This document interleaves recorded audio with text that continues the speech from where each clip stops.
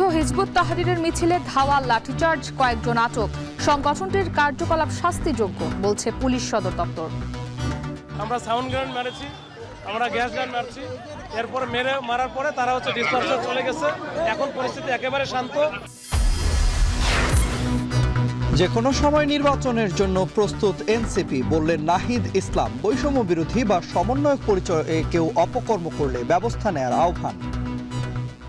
নির্বাচনের জন্য নাগরিক পার্টি তার মানসিকতা এবং প্রস্তুতি রয়েছে এবং আমরা নির্বাচন সামনে বলেছি যে আমরা আমাদের জায়গা থেকে গণপরিষদ নির্বাচন দেখতে চাই জাতীয় সংসদের পাশাপাশি।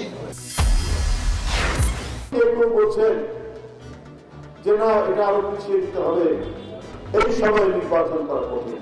নির্বাচন তো করবে নির্বাচন কমিশন, তাকে সহায়তা দেবে সরকার। ইসি ঠিকভাবে কাজ করলে জুন জুলাইয়ে নির্বাচন সম্ভব বললেন রিজভী। বিভিন্ন স্থানে নারী নির্যাতন, হেনস্থার ঘটনায় বিএনপি মহাসচিবের নিন্দা। দেশের রাজনৈতিক পট পরিবর্তনেও থামেনি সড়ক ফুটপাতে দখলবাজি। শুধু গুলিস্তানেই বছরে চাঁদাবাজি অর্ধশত কোটি টাকা।